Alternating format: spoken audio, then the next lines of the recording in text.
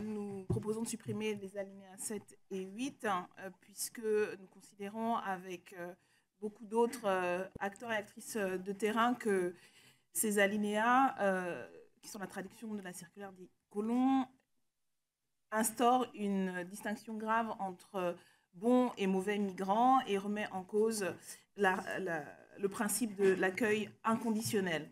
Cet article impose une information mensuelle de la part des services intégrés d'accueil et d'orientation.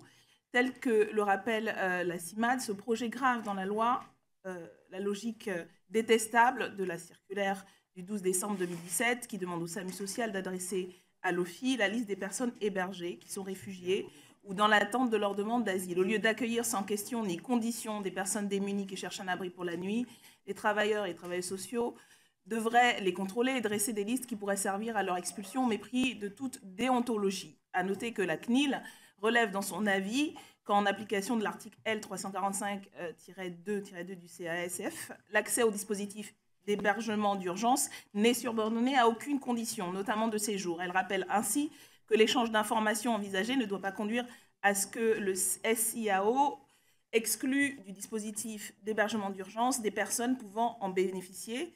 Elle recommande que le projet de loi précise clairement l'objectif de cet échange tel que présenté par le ministère. Pour l'ensemble de ces raisons, nous proposons la suppression de ces alinéas afin de garantir un accueil et des conditions de travail acceptables et dignes.